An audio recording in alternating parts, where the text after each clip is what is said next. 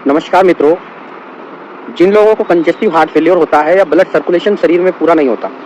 यानी कि हमारी हृदय की जो पंपिंग कैपेसिटी है बड़ी वीक हो गई है, कॉन्ट्रैक्शन ऑफ द मसल्स, यानी कि जो हमारी मांसपेशियां हैं हृदय की वो कमजोर हो गई हैं और वो पंप नहीं कर रही हैं, ब्लड को जो है इस तरह मूवमेंट देती हैं और उससे लो सर्कुलेशन या लो प्रेशर के कारण ब्लड आगे नहीं पहुंच पाता पूरे शरीर में, और जो शरीर का दूरस्थ हिस्सा है जैसे हाथ हुआ, पैर हुआ, उसमें स्वेलिंग आ जाती है। उसमें कंजेस्टिव हार्ट फेल्योर उसे कहा जाता है। वेसल्स कंस्ट्रिक्ट हो जाती हैं, जो खून की नलियां हैं वो भी सिकुड़ जाती हैं एक तरह से, तो ब्लड सप्लाई अच्छी नहीं होती, ब्लड सर्कुलेशन अच्छा नहीं होता। उन लोगों के लिए मैं बता दूं कि निरंतर पान का सेवन करना चाहिए, जिसको अरबी भाषा में फारसी भाषा में तंबोल कहा जाता है, संस्कृत और आयुर्वेद के दृष्टिकोण से इसे तंबूल कहा जाता है या तांबुल कहा जाता है, तांबुल पात्र, और इंग्लिश में betel leaf, betel vine, betel pepper इत्यादि के नाम से प्रचलित है। और पान की दुकान जिसे कहते हैं, और जो नया पान का पत्ता है उसका सेवन ना करें तो ज़्यादा बेटर है, क्योंकि नए पान का पत्ता हमेशा तीनों दोषों को उभारता है। तो जितना बड़ा पान का पत्ता होगा और जितना ही पुराना पत्ता होगा वो वात और कफ को कम करेगा, पित्त को बढ़ाता है पान। तो ऐसी अवस्था में जिन लोगों को मूर्छा आती है या जो लोग बेहोश हो जाते हैं, जिन लोगों को नेजल ब्लीडिंग होती है, किसी भी प्रकार से नाक से खून आता है, जिन लोगों को पित्तज व्याधि है, गर्मी अगर लगती है ज़्यादातर और एसिडिटी ज़्यादा होती है, उनको पान का सेवन नहीं करना चाहिए। मुख्यतः तो पान के कई यूज बताए गए हैं और ये यूज आयुर्वेद के दृष्टिकोण से सुश्रुत संहिता 2वीं सदी में से लेकर धन्वंतरी निघंटु 10वीं सदी और राज निघंटु 17वीं सदी, भाव प्रकाश निघंटु, ये आयुर्वेद के कुछ प्राचीनतम बहुत पॉपुलर लिटरेचर्स हैं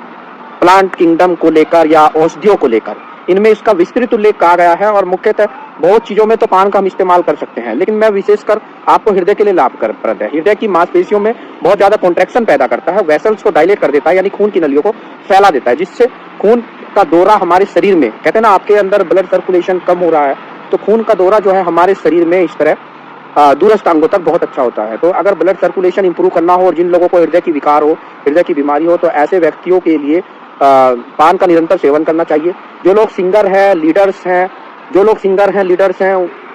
या गाना गाते हैं, उनको थ्रोट का इन्फेक्शन ज़्यादा रहता है, वोकल नोड्यूल बन जाते हैं और वो ले नहीं पाते, इस तरह जो है तो उन लोगों को वोकल नोड्यूल गले में गांठ बन जाती हैं, जो स्वर यंत्र होता है हमारा। तो ऐसे लोग निरंतर पान का सेवन करें और ऐसी अवस्था में जैसे मुलैठी, शहद और उसमें दालचीनी के पत्र में पान के साथ सेवन करके इसको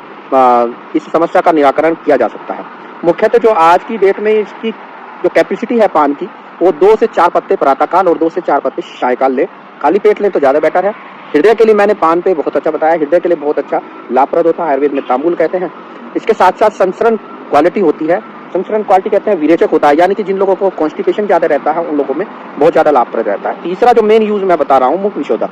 यानी कि जिन लोगों को मुंह से बैड स्मेल आती है, वो सुपारी, इलायची वगैरह लगा के पान के साथ सेवन कर सकते हैं। आपने देखा होगा पुरानी औरतें, आज की डेट में तो नहीं, लेकिन पुरानी औरतें घर में पान का एक केश रखती थी, उसी में पान रखती थी, पान का एक पात्र रखती थी और उसको चबाती थी, क्योंकि उसमें कहीं ना कहीं साइंटिफिक और वैज्ञानिक रूल्स होते हैं। पान के पत्ते में कैल्शियम बहुत ज्यादा होता है, फॉस्फोरस बहुत ज्यादा होता है, एल्केलॉइड में फिनोल और टर्पिन पाया जाता है, और जितना ज्यादा फिनोल होगा उतना ही ज्यादा इंप्रूव पान के पत्ते की क्वालिटी होगी। इसके साथ साथ ये संसरण विरेचक क्वालिटी है, तो कॉन्स्टिपेशन जिनको रहते हैं वो पान का सेवन करते हैं। इसके साथ साथ पान का जो निरंतर आप सेवन कर सकते हैं, कैल्शियम और फॉस्फोरस होने के कारण जो ऑस्टियोपोरोसिस होती है, तो वृद्ध महिलाएं आज भी जो है, कुछ परिवार ऐसे हैं जिनमें वृद्ध महिलाएं अपने पास पान आज भी खाती हैं, तो निरंतर कहीं ना कहीं उनके पीछे वैज्ञानिक तथ्य ये रहा होगा कि वो कैल्शियम और फॉस्फोरस होने के कारण हमारे हड्डियों के लिए भी लाभप्रद रहता है। पान हमारे लॉस ऑफ एपेटाइट यानी कि भूख को भी बढ़ाता है। तो इस तरह जो चीजें हैं, पान बहुत आयुर्वेदिक दृष्टिकोण से लाभप्रद है। पान में कटु और क्षार प्रधान होता है, क्षार हमेशा, और कटु जो होता है वो कफ शामक होता है। तो जो वूपिंग कफ होता है, बहुत लोगों को देखते हैं आप, कुत्ते जैसी खांसी हो जाती है और ऐसा लगता है छाती के अंदर खांसते हुए ढोल टाइप का बज रहा है। तो इस तरह की कफ जब हो जाए और कफ आपका ना निकल रहे, खांसी के साथ आपका जो कफ नहीं निकलता, तो ऐसी अवस्था में आप पान का निरंतर सेवन करेंगे त्रिकटु के साथ, सौंठ, मरीच, पिपली, शहद के साथ, तो निश्चित रूप से आपको लाभप्रद होगा। जो हृदय रोग विशेषज्ञ है वो कंजेस्टिव हार्ट फ्लेवर में डिजिटेलिस का सेवन कराते हैं। तो डिजिटेलिस का सेवन के साथ अगर आप तांबुल का सेवन करें, यानी पान के पत्तों का सेवन करें, चाहे वो आप वैसे ही 2 से 4 पत्ते प्रातःकाल चबा ले या 2 से 4 पत्ते सायंकाल चबा ले, जो हृदय रोग विशेषज्ञ है तो बहुत ज्यादा लाभप्रद मिलता है। इसके साथ वो सवरस इसका जूस भी बना के निकाल सकते हैं।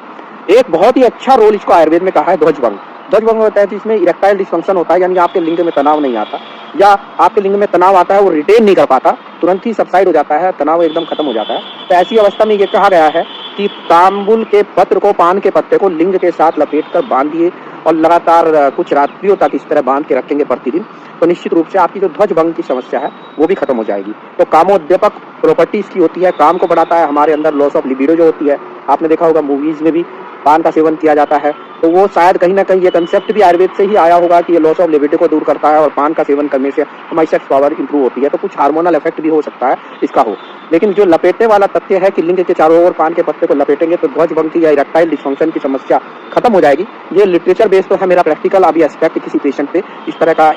नहीं है, तो मैं इसके बारे में श्योर नहीं हूँ। लेकिन बाकी जो चीजें हैं, जैसे कंजेस्टिव हार्ट फेल्योर हुआ, वोकल नोड्यूल डेवलप हो गया उसमें, और बैड स्मेल हो गई। दूसरा ये सलाइवा, जिन लोगों को मुंह सूखा सूखा रहता है और लार ही नहीं बनती है, उन लोगों के लिए पान के पत्ते का चबाना बहुत ज्यादा लाभप्रद रहता है। तो ऐसे लोगों को खैर की जो लकड़ी होती है उसका सार आता है, जिसे कत्था भी कहते हैं, और उसके साथ सेवन करके, दालचीनी के साथ सेवन करके, शहद के साथ सेवन करके, इलायची के साथ, अपर रेस्पिरेटरी जो ऊपरी भाग है चेस्ट का, उसमें हम इसका सेवन कर सकते हैं, तो निश्चित रूप से बहुत ज्यादा लाभप्रद होता है। तो पान का निरंतर सेवन कीजिए, बीटल लीफ के नाम से प्रचलित है। पुराने पान का पत्ता लीजिए, जैसे मैंने बताया, नया पत्ता त्रिदोषों को बढ़ाता है, और जबकि पुराना जो पत्ता होता है पान का उसमें बहुत ट्रेसिस एलिमेंट होते हैं फिनॉल और टर्पिन के कारण, और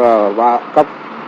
पित्त प्रकोपत होता है, तो इसलिए विष में जिनको जहर खा लिया हो, जो मूर्छित हो, रक्तपित्त हो, नेजल ब्लीडिंग हो, ऐसे लोगों को पान का सेवन नहीं करना चाहिए। जिन लोगों को पित्त व्याधि है, गर्मी की तासीर की व्याधियां है, रोग है, उनको भी पान का सेवन नहीं करना चाहिए। तो ऐसे ही बातों को मैं निरंतर आपको बताता रहूंगा प्रैक्टिकल एस्पेक्ट के साथ जोड़कर। चैनल को सब्सक्राइब कर सकते हैं, वीडियो को अच्छा लगता है तो जरूर सब्सक्राइब कीजिए और लाइक और कमेंट दीजिए, इससे मेरा एनकरेजमेंट होता है। और स्वस्थ रहिए, जागरूक रहिए, जुड़े रहिए। मैं आचार्य, आयुर्वेद आचार्य डॉक्टर साकेत कुमार आप सभी लोगों का